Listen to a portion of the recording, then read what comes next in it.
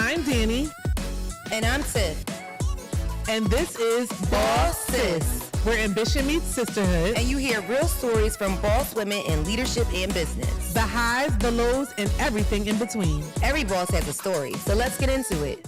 My girlfriends, they're through thick and thin. I'm gonna take the low. My girlfriends, they're through anything. My girlfriends. Yes, I got my girlfriends with me today.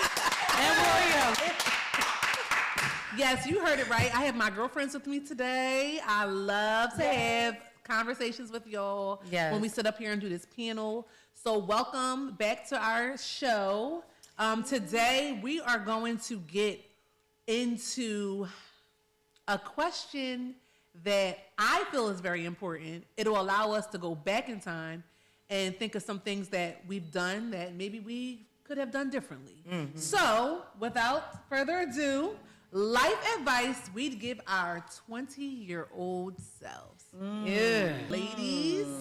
Ladies, that's a question.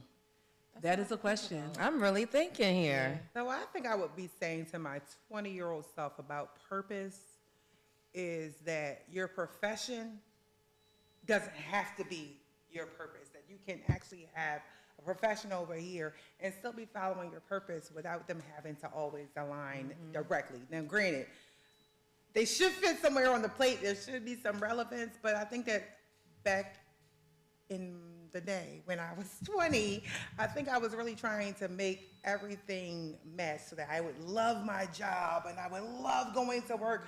But I think that it's so important for a 20-year-old, for somebody just starting off, to kind of realize that there's still parts, there's still processes, there's things that you need to still learn. So even if you want to be whatever this is over here, there's still something that you can learn along the way. And I think that not skipping steps is so important, especially in your 20s, because you would miss a lot. Yeah, I think for me, the biggest lesson I would take from my 20s is that you must seek wise counsel. I didn't do that. In my 20s, I thought I knew everything. I thought I was the person that had all the answers. I ain't have to listen to my mom. I ain't have to listen to my dad. I didn't have to listen to the women that were older than me. Like, I had so many women in my circle talk to me about friendship. A lot of women. And I thought I knew better. I thought I could be like, oh, no, they're good. That's my friend. This is that. But they were all right. Yes. Those people did not have my best interests at heart. So in my 20s, I learned how to really decipher who was for me. In my late 20s, I got it together. Who was for me and who was not for me. And I thought that the people clapping for me were the ones that were really my friends, and they were not my friends. And I just had to learn that through trials and tribulation, and even those people that had insight on it, I'm trying to tell you, I didn't want to hear it. But had I listened, I could have saved myself a lot of heartache, a lot of pain, a lot of trauma. So yeah, I just wish I would have listened a little bit more in my 20s. Yeah. That's a good one, because I think one of the things that I learned from my dad was pick your friends, never let your friends pick you. And in my 20s, I don't think I understood what that meant. Yeah. Like, I really didn't. I'm like, what does that mean? And he always told me that when I was younger, even as a younger child. Like, and I'm like, I don't even know what that means. And then he explained it to me. But as now, like, yeah, if I would pick my friends, never let them pick you. You know, because you go through things, like you said, you think people cheering for you, they rooting for you, and they really not. And then you learn as you grow older, it's like, wow, like, now I understand it. Now I get it. But if I had to tell myself, I would have taken that advice then. Like, okay, let me understand what that really truly means. Yeah. Yep. One that I can think of is time waits for no one. So, you think you have this time, you think you have time, and then you turn around and now you're 29, 30 is at your door, and some of the things that you've done in your 20s or you didn't do in your 20s, you're like, dang, like, time really just flew. Yeah. So, That's something that I didn't think about in my 20s. Mm-hmm. Next thing you know. Does it seem like you got so much of it in your 20s? No, seriously, you do. You know, all the time in the world. It seems like it's slower in your 20s. I don't know. Time seemed like, well, for me, it went slower. And then I got pregnant at 25. Yeah, so from 20 to 25, I felt like I was cruising. Right. Mm-hmm. And then I got pregnant, and then it was just like, so yeah, that is true. And after 35, the years just won't stop coming. Back to back. Yeah. Yes. Yeah. Even regarding like relationships, I know we talked about friendships, but relationship wise, in my 20s, looking back, I wish I wasn't locked down. I was locked down in my 20s. Like I was in it to win it. If I had to do it over, I would have never done it that way. I think it's important that you know yourself. I think it's important that you understand what you want out of life. I think it's important that you understand what you want from a partner.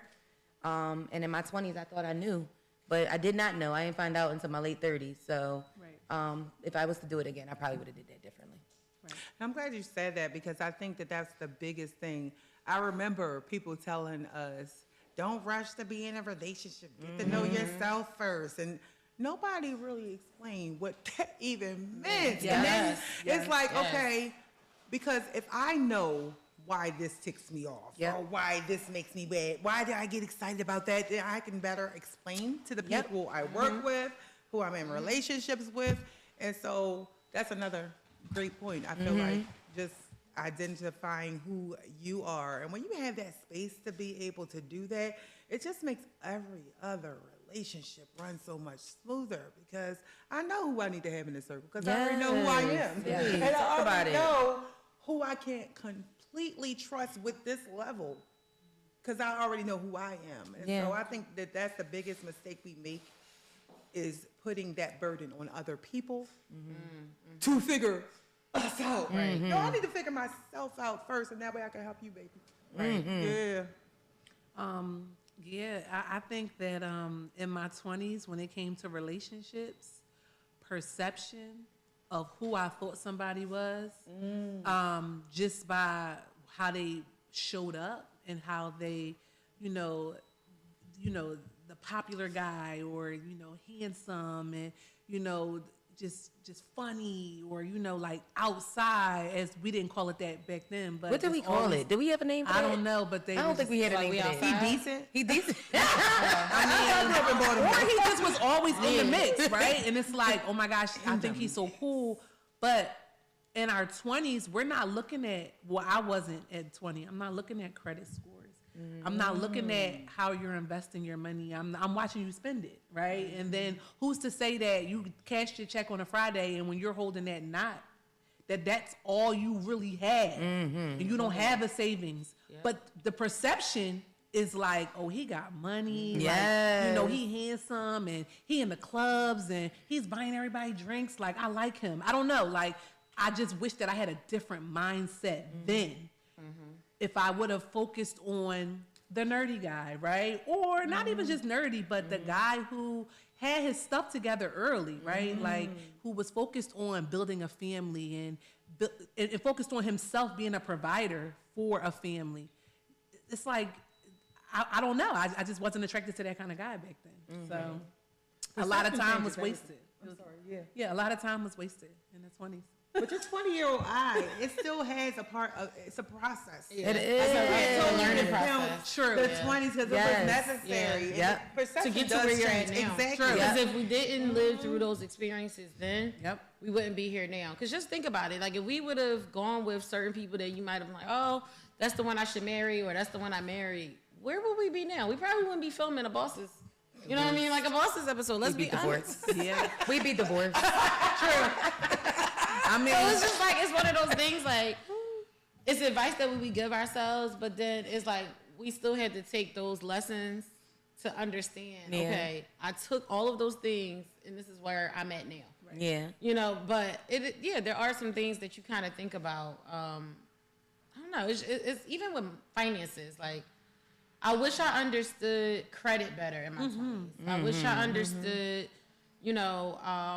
just understanding how, like, saving, what that looked like then, because saving then doesn't look like saving now. No. Like, the economy is so different, so I felt like I wish I would have been able to save differently then than I am. Now I have a daughter. I have other responsibilities. You know, now I'm a homeowner. So it's like, it looks different than it did now. So it's like different things you just kind of look at like, okay, maybe, you know, I didn't need to buy out the bar. Yeah.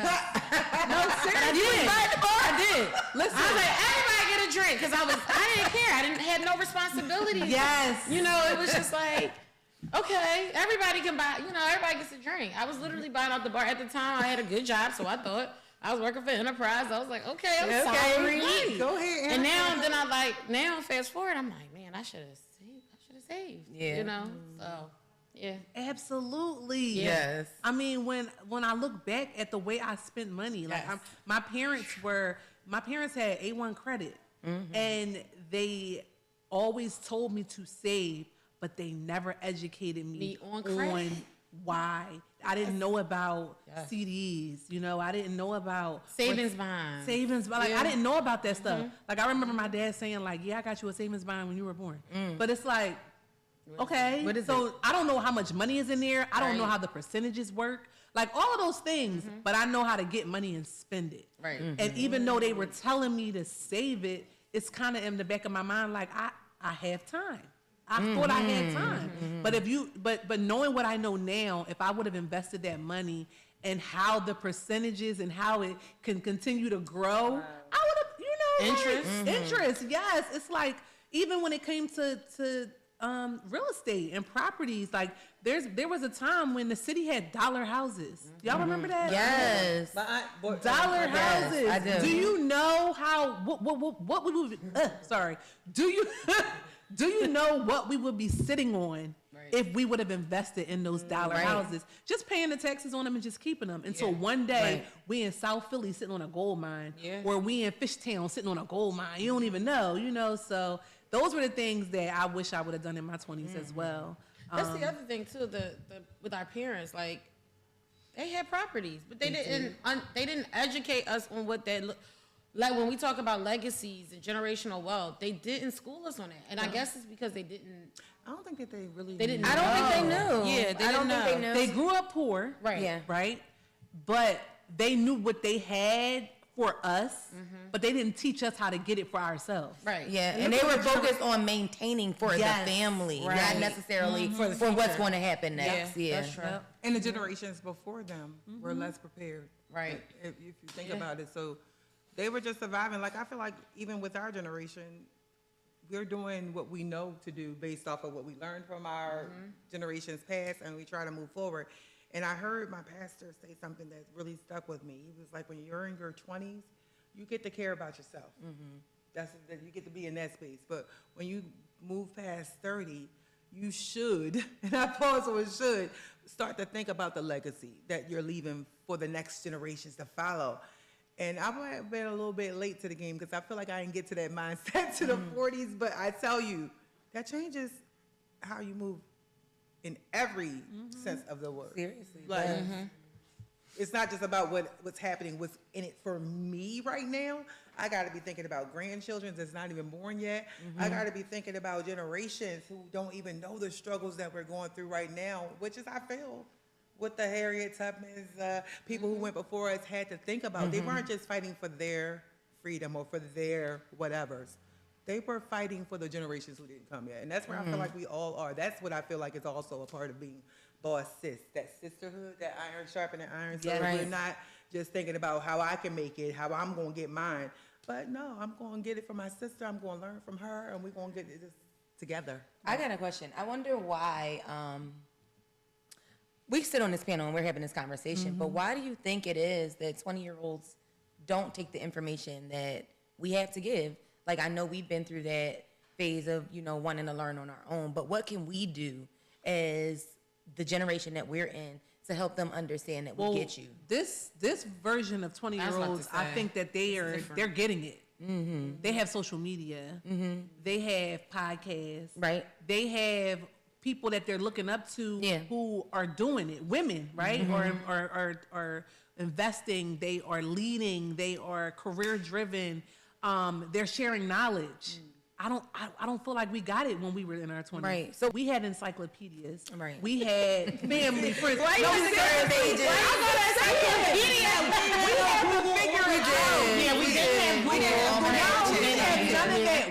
We didn't have a vision of what it looks like. The people that made money just like that. When I thought in my 20s, I thought the people who made money were doctors, lawyers. You know what I mean? I didn't know that you can be in real estate and make money. Yeah. I didn't know that owning and operating a franchise restaurant makes money. I'm looking like I don't ever want to work at McDonald's. Right. But you're thinking about working in, not owning. Yeah. You see what I'm saying? Yeah.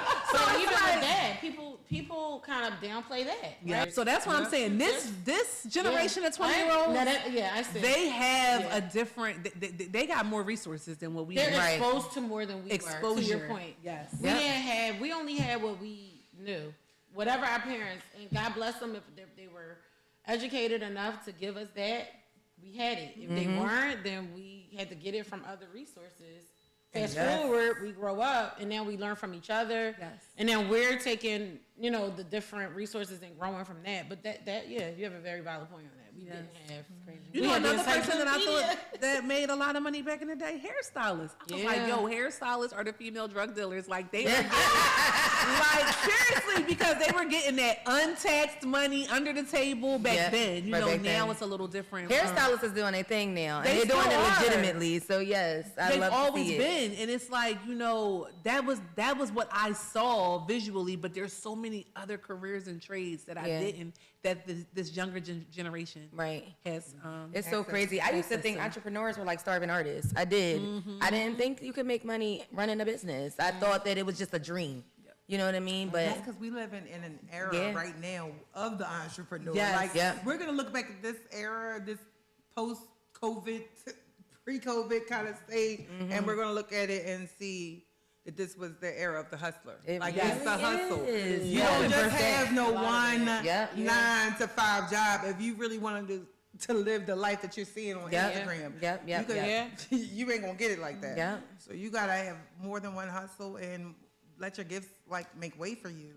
To the point where you are a person who's working a 9 to 5 for maybe the IRS, but you over here doing makeup or hair on the side or something else. But I even look at it too, to your point, as business owners, right? Your 20-year-old selves early 20-year-old selves didn't think that you would be in a position to operate a business such as a daycare, right? Did you think in your 20s, younger? You were in your 20s. I was in my 20s. Younger 20s or younger? I was 23 when I started my first business. Did I think that it would be where it was? Right. Absolutely not. So no, I thought it was just a dream. I knew it was something that I was willing to do, but I didn't think I would be able to quit my full-time job. I didn't think that I would be able to buy my first home. I didn't think I would be able to buy my second home. I didn't think I'd be able to open the 3rd, 4th, 5th business. I didn't think that was possible. No. That was hard work. It was hard work. That's the part. No shade to y'all young people. But this is the part that I feel we might have missed with giving you all the tea that we tried to give you from our past. And it's that hustle, that drive, because we didn't have it the generation before, because nobody, to your point, was showing you the ropes.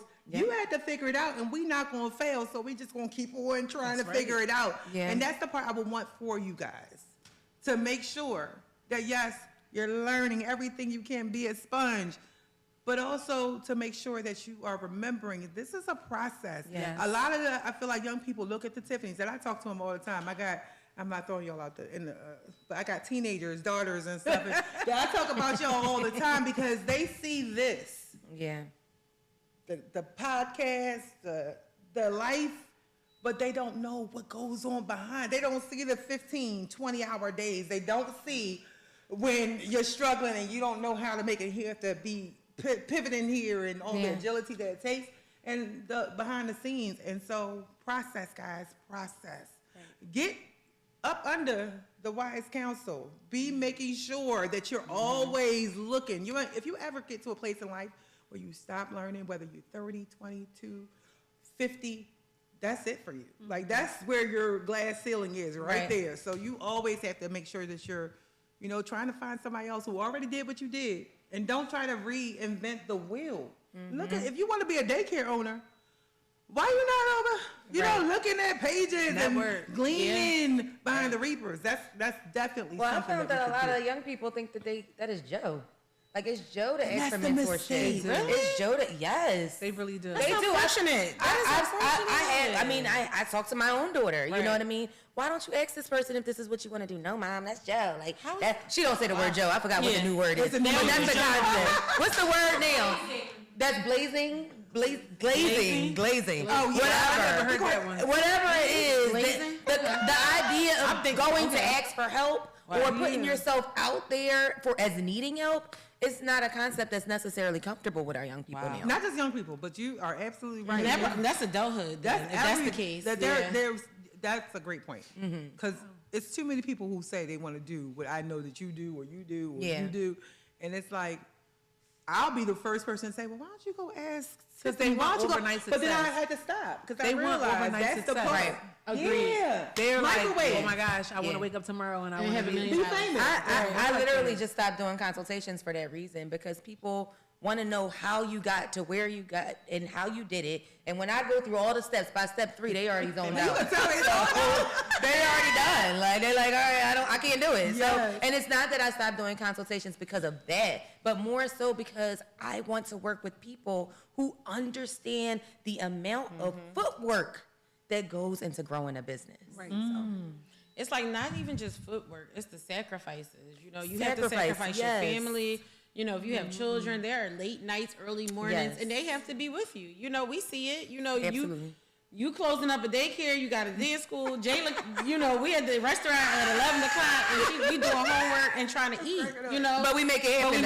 We make it happen. That's the difference. It's the drive. Sometimes it's like you have to have that drive to want to be able to do that. But to kind of go back to what you were saying about the younger generation, and I you know, like thinking about self-worth, like, in my younger 20s, if I had to give myself advice about younger 20s, it's like, listen, you are somebody. Yes. Like, and never let somebody dim your light. Come on, period. And that's important because being younger, you know, growing up with older parents, you don't get that support that you should have. Yes. And so your light gets dim. Like, because for example, I'm an only child. So I had older parents. I didn't have, you know, in my household, I didn't have like that support or that words of encouragement. I had to seek it elsewhere.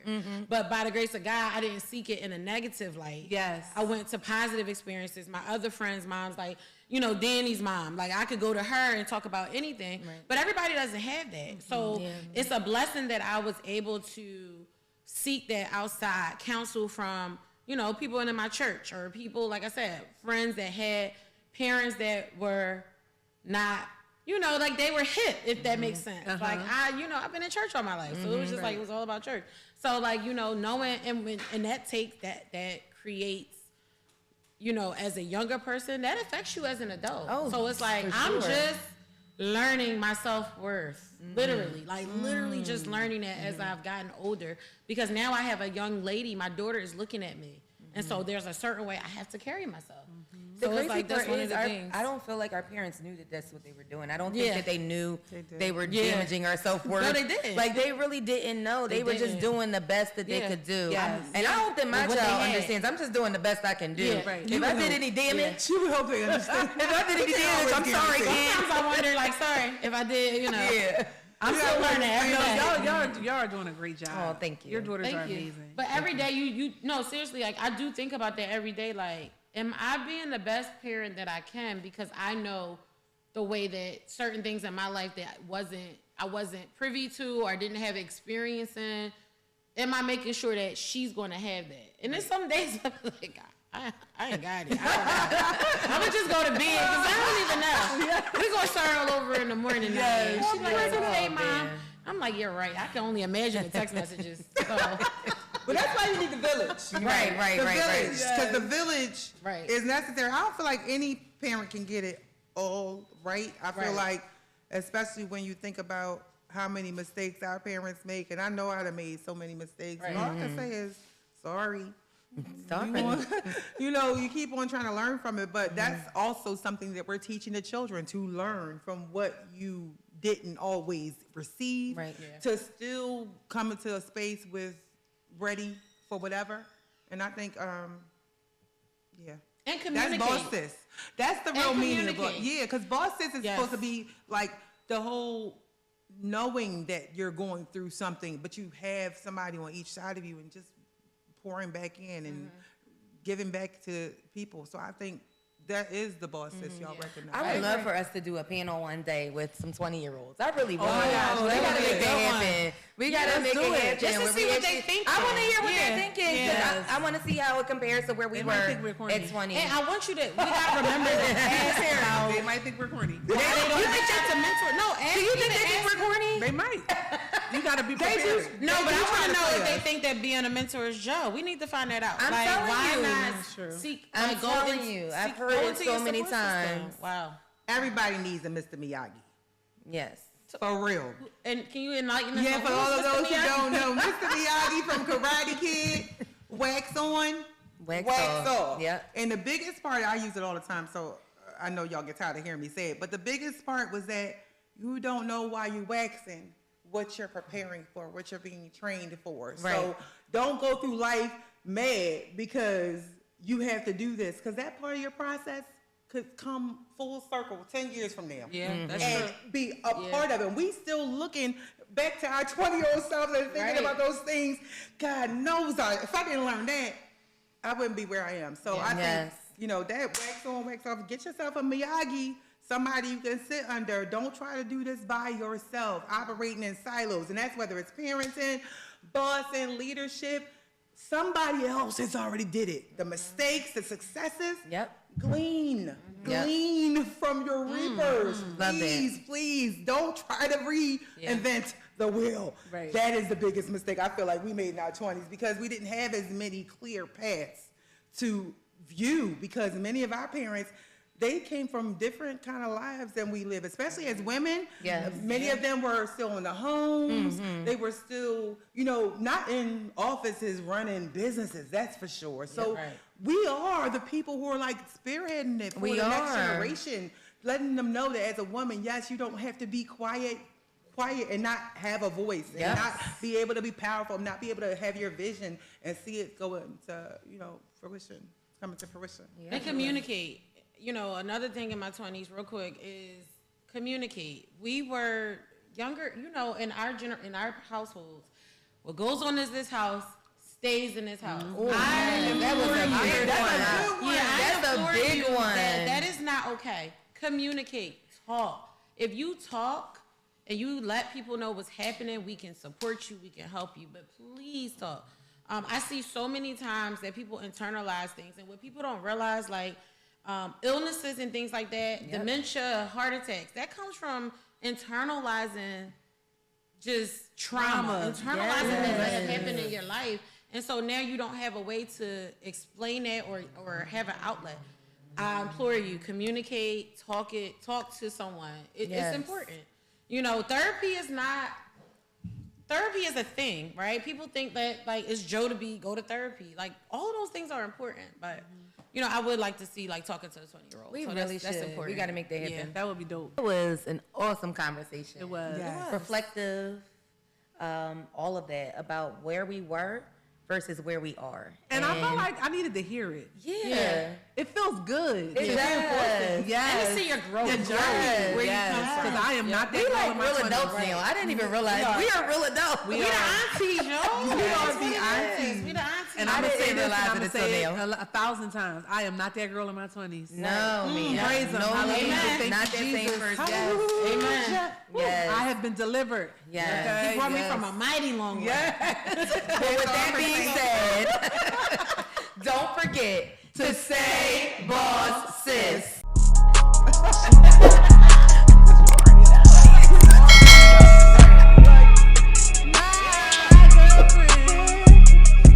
Cracking up.